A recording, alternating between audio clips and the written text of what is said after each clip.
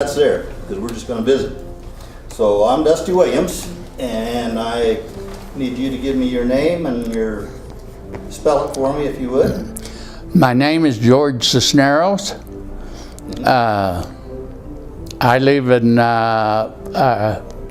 Tinney, New Mexico. It's a little town, just a little, well, it's not, I live at the ranch, on my own ranch, just north of Tinney. But Tinney is my mailing address, and 40 miles west of Roswell, New Mexico, right on the foot of the Capitan Mountain, the east side of the foot of the Capitan Mountains. I've been through there. Is that right? You got about 200 acres for every cow, right? More than that. Yeah, just about that. That's right. 17 head per section. Yep. Would you spell your last name, please, George? Sisneros. Okay, thank you. And you were,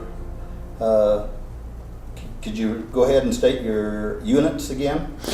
I was originally, when the 10th Mountain Division was formed, we formed, and the battalions were formed. I was cadre for the 604th Field Artillery Battalion.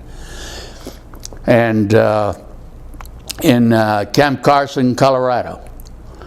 And from there we went to Camp Hale, and we started our training with the 10th Mountain in the Camp Hale area, in the mountains. So, where did you go into the service from? And I went into the service from Roswell, went to Fort Bliss, Texas, just for a stop by. Went to Fort Roberts, California, and that was there's where I more or less evidently got into communications. And then from there was 13 of us that went to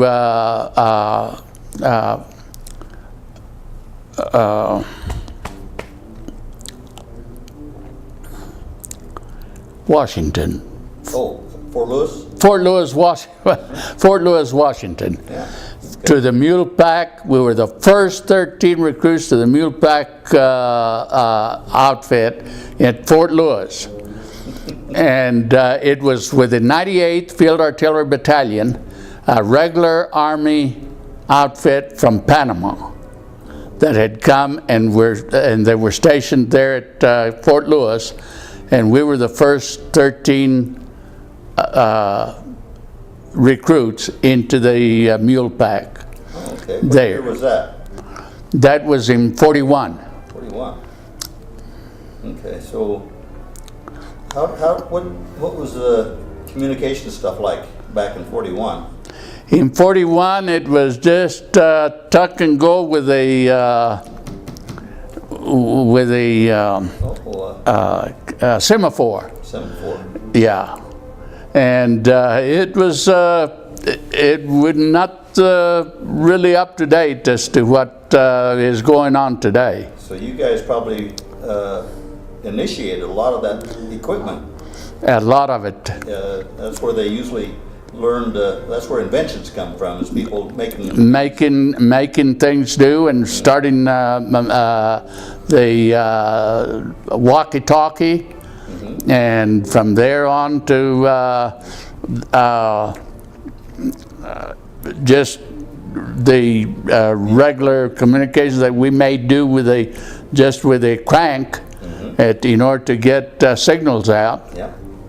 So you went all the way from semaphore to telephones and walkie-talkies. And walkie-talkie. So you weren't in the 10th then? No, I was in the 98th at Fort Carson, and the 98th went to Panama, not to the South Pacific. Oh, right. And that's where we stayed as cadre to form the 10th Mountain Division. Okay. So you started out with the headquarters there. So what was your rank when you got up to Fort Lewis? My first rank at Fort Lewis was corporal. You were a corporal. And we did that, you know, rather fast. I mean, just lucked out. And then I became a sergeant, just a regular sergeant. Was that? And that's what I was when when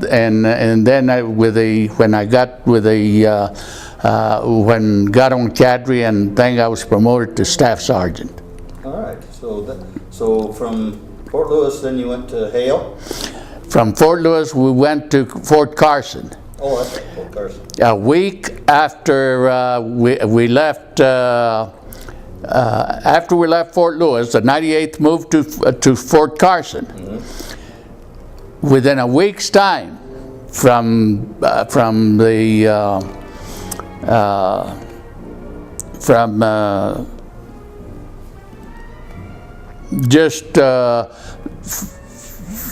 coast to within a week's time, we climbed Pikes Peak with the mules. For heaven's sakes.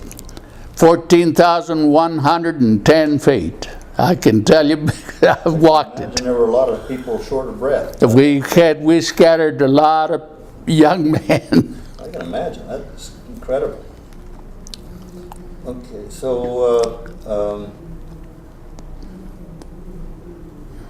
during the training from Fort Carson, take me to the next place. To Camp Hale. From Fort Carson to Camp Hale. And you continued? There continued to be training with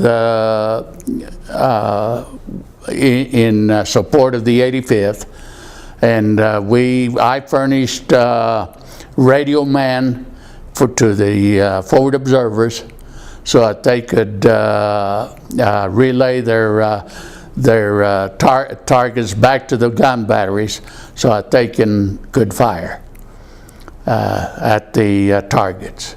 So did you get quite a bit of training done there at Camp Hale? Got quite a bit of training at Camp Hale. We'd go on maneuvers at Camp Hale, and I remember one time we got caught on a slope of, I think it was around 15,000 feet, the wind blowing at 50, 60 miles an hour. We had to dig into the snow to keep our, to keep the cold from penetrating us. And in order to take the mules out, from there, 2 days later, we put 150 troops on foot breaking snow to your waist and switching back and forth so that we could continue to in order to get the mules out and pack the snow so that we could get the mules out. Oh, I can see that. Yeah. Peter, they would just break through. Yeah. Oh no, they couldn't. Yeah. They couldn't make it. They just sink. And they're probably so we had to put troops to pack it abreast, wide enough so that we could get the mules out. And they're probably too hard-headed to teach to ski, yeah? That's right. Okay, so we had quite a rigorous training in as far as we trained as hard as the infantry did. Oh yes, I'm sure. We trained as hard as they and with our packs and everything. So, yeah, you had to do everything they did. Oh yes. And it took. We used at that time we were using just the French 75, and took 3 mules to a gun, for each gun that the gun batteries had. Okay. So then now while you were at Camp Hale, the 87th went to Kiska. So you didn't have anything to do with that part? No, I didn't have anything to do with that. So you stayed at Hale? I stayed came back? Came back to Carson and and You did the D series. and on to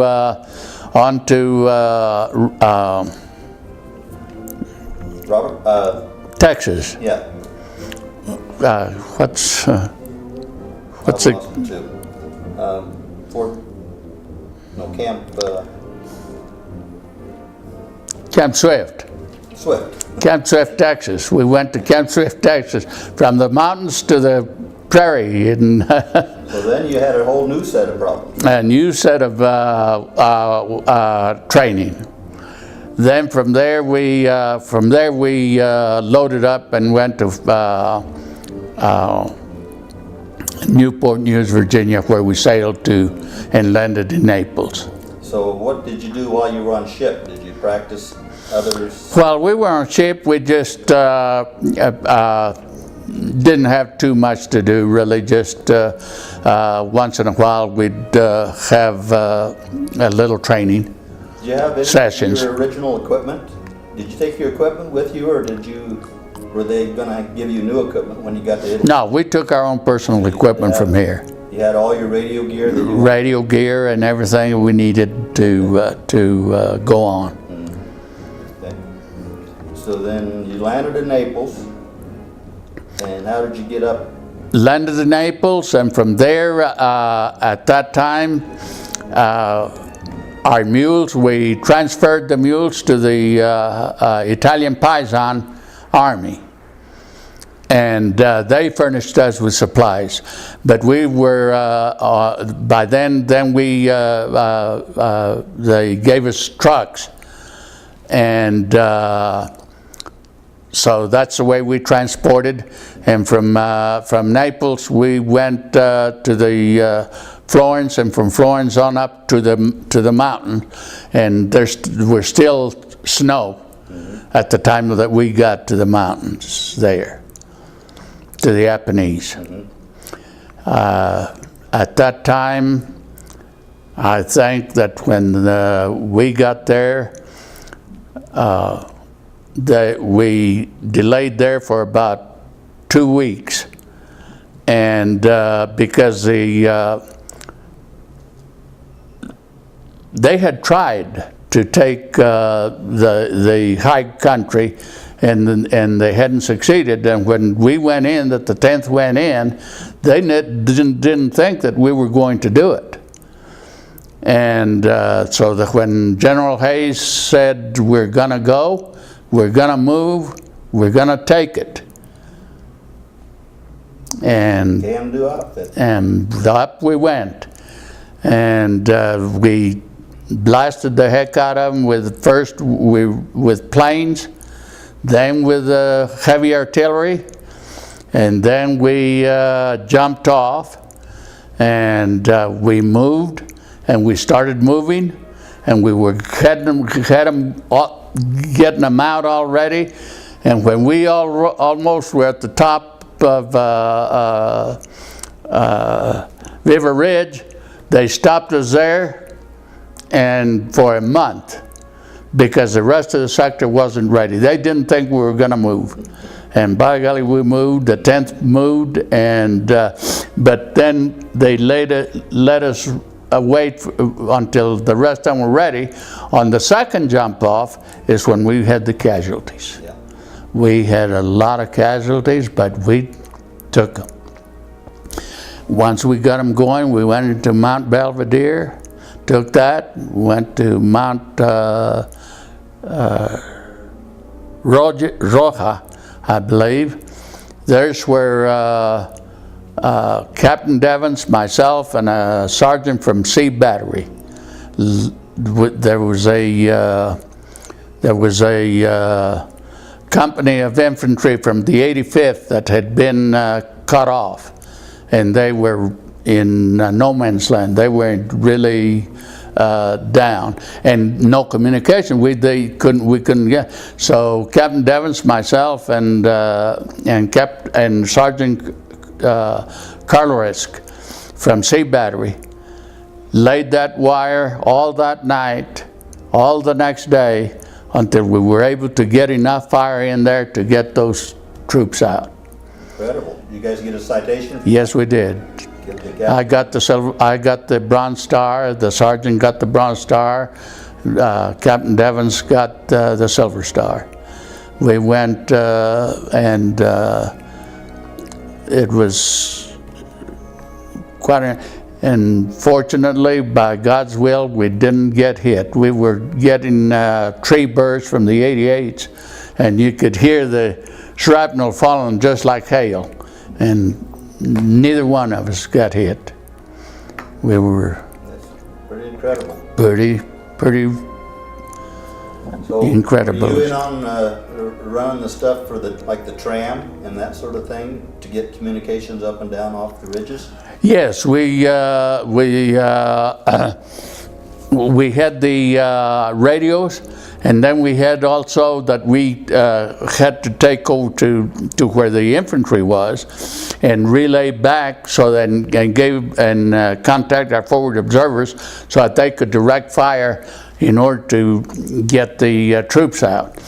And but we had to, they busted the line about 15, 20 times, and we had to find it and put it together and get communications going in order to keep the Yeah, and I'm sure you didn't fire. always have daylight or... Oh, I tell you, it was I can imagine.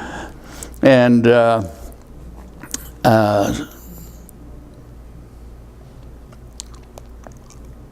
So you had to running wire to your artillery units, plus you're running wire to all the infantry units, and you're trying to get CP to CP. CP to CP to communicate in order to get that fire in. And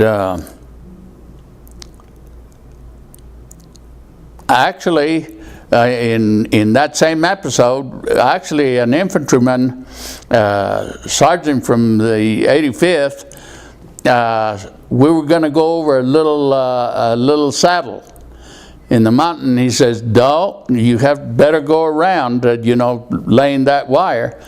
He says, because there's a sniper up there. He had already knocked out 5 of their soldiers. Oh. And so that saved us, really. And then, but by the next morning, by golly, our snipers put it right there on him. I saw him the next day and knocked him off of a tree, and we got him. So that helped quite a bit. Yeah. Well, it's called communications. That's communications. You've been talking back and forth. Talking back and forth. And so then after once we got over the top and went and started into the Po Valley, we started really moving them out then. We were taking in prisoners, platoons at a time, and a lot of times even big companies of Germans. And the mistake that we made, we spearheaded the 10th spearheaded the whole thing. And once we got into the valley, well, we were traveling so fast and moving so fast that we had left the rest of the sector was pretty well behind. Well, that was a mistake that we really made ourselves, because we were picking up German equipment, which we should have just left alone. We were picking up German equipment, and as we rode, one day, when we were still in the valley, one day we had 3 planes of our own planes give us a pass, cross, not lengthwise, cross, knocked out 7 of our men and wounded 6 others. But luckily we had communications that we contacted the Air Command and told them what they had done. You were driving German trucks and sort of thing. And so they just the one pass, luckily. And Fast for them. it was a thing. So then we got to Lake Gardy, and the last resistance, real resistance that we got was at the Po. And there at the Po, we had to cross on pontoons, but right before the crossing, we had a pretty good barrage from the Germans, and I was within 100 yards of where General Darby was killed. Oh, okay. Right there, where he was Artillery round? artillery got him. Yeah, but we crossed and made the cross. Once we crossed, we made it pretty good. And then we went to when we got to the Brenner Pass, just into the Brenner Pass, that was it.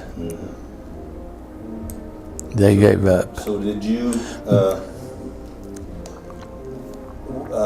whereabouts were you located when the word came down that the war was over? We were right there, at the Brenner Pass. You were in Brenner Pass? Yes. So what was your feeling about that? That was great. That, I tell you, that was something else. You guys get a chance to do any celebrating right there? We did celebrating and hollering and whatever. We had captured quite a bit of cognac, and we had a big celebration. So that was... So did you receive any wounds at all? No, I didn't.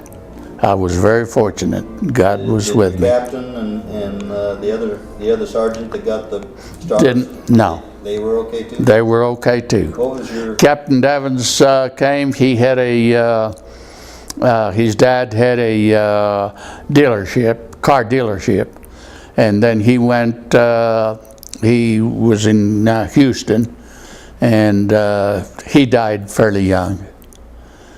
And Carceral was here in Colorado. Oh. He was from Colorado. And the last time that I saw him was at our reunion at Vail, and tried to get in touch with him, and found out that he was pretty sick, and he passed away also. Already has too. So how many do you think are left out of your old outfit? Oh gosh, there's not too many left from the 604th. My First Sergeant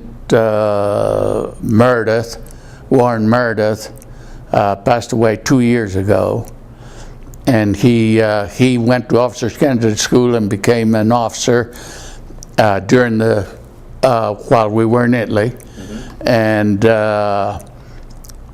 got to the rank of lieutenant colonel. He was a good man. So did you, you came back to the States, and did you muster out then? When we got back to the States, I left Newport News, Virginia, went to Fort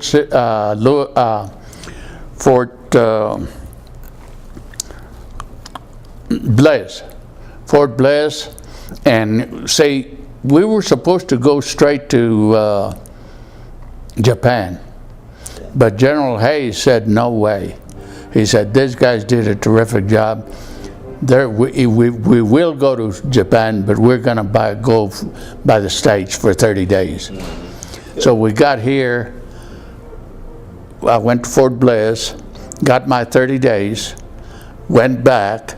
They gave us 15 more days, and at the end of the 15 days I reported back to Fort Bliss, and I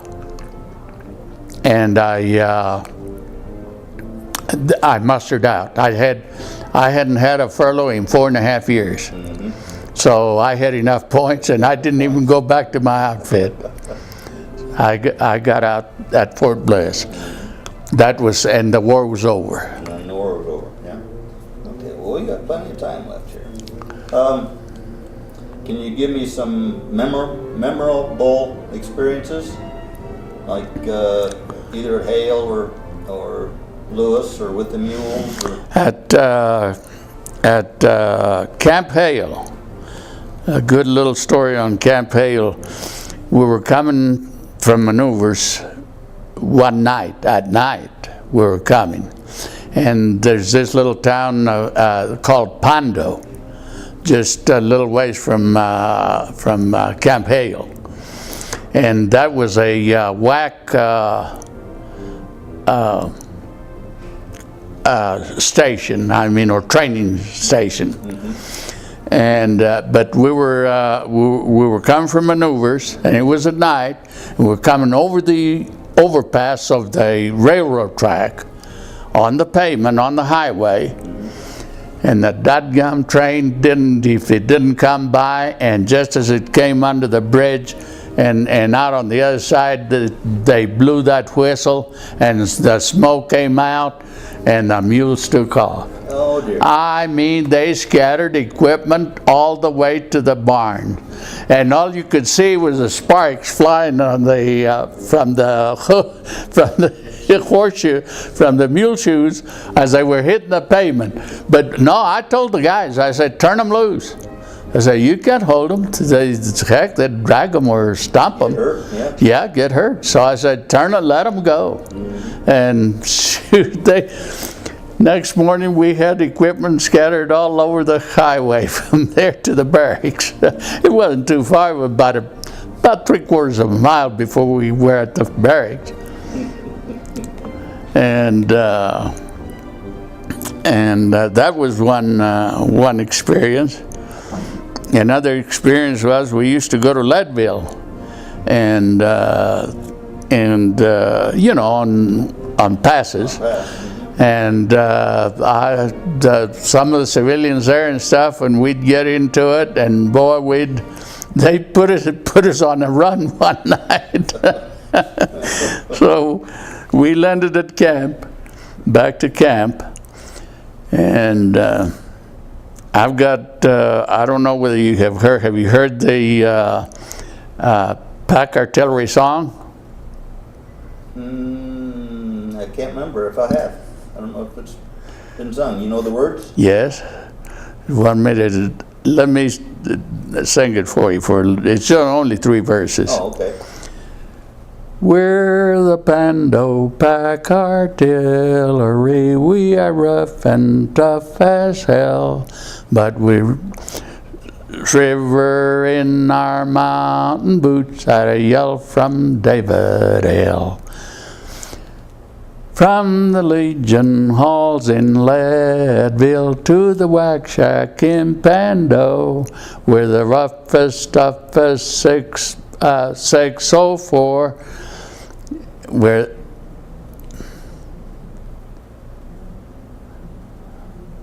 the roughest, toughest mountaineers from the rugged 604.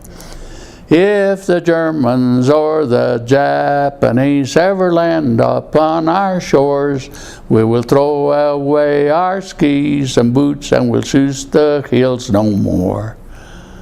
Wonderful. I hadn't got to hear that one. Thank you. Yeah. Well, and Ruffner was General Ruffner was our commander.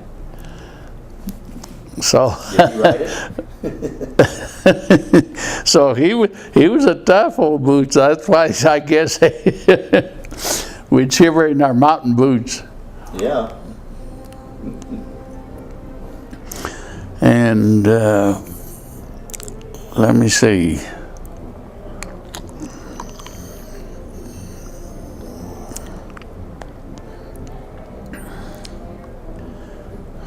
How many of you guys got seasick on the ship?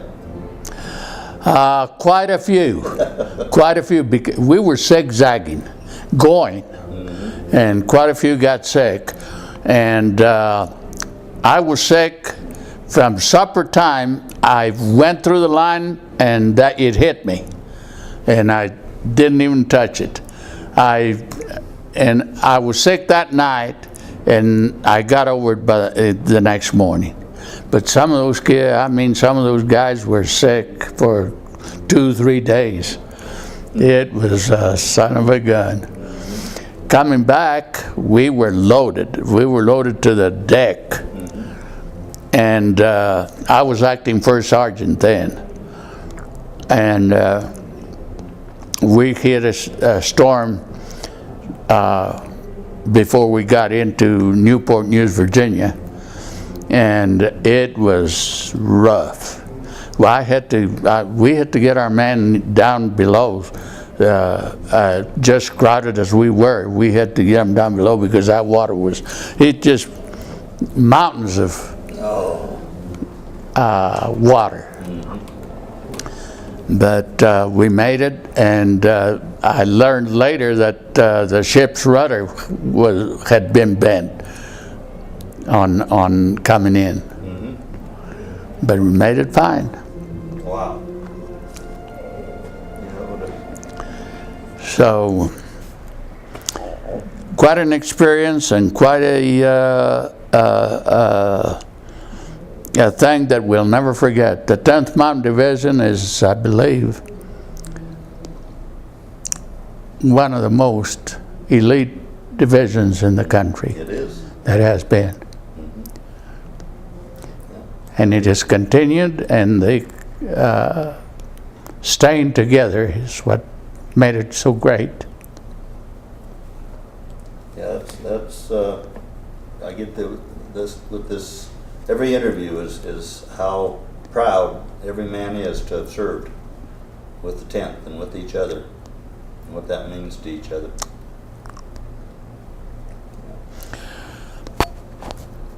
It wasn't just, individuals, this and that. It was a unit. Yeah.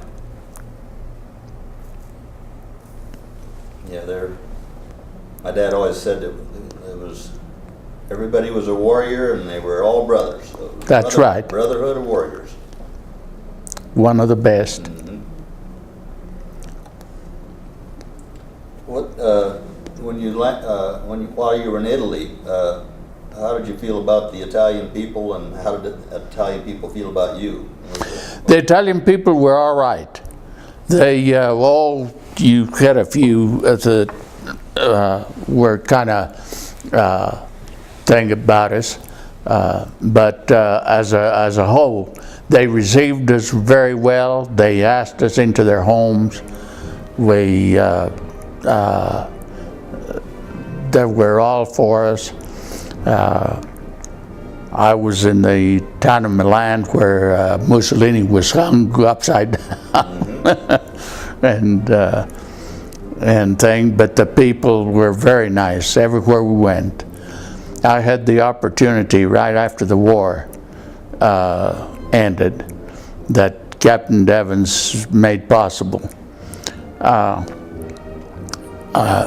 I had the opportunity to take a command car and 5 other young men that had brothers. I had a brother in Europe too, and to go and see if we could find them and visit with them. So we were given 2 weeks, 2 weeks or a little over 2 weeks, and so I had the opportunity to go through Austria, Belgium, right to the outskirts of Berlin, but the Russians didn't let us go in.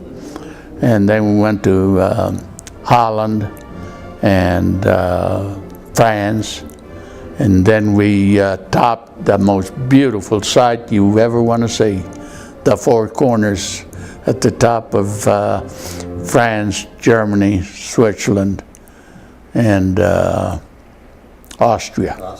Up on top and down into Italy. Oh, I'll have to remember that. Beautiful, beautiful. Did you run into your brother? No, I missed him. He was there in that area, and but he had gone. He had applied and at that time and went to Grenoble, at the University of Grenoble. For I think it was 3 months, and I missed him, so I didn't get to see him up there. But he came home safe too then, huh? Yes.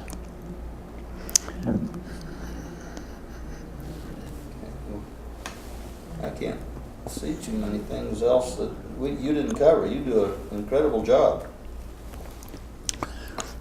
Thank you. I think we can turn it off.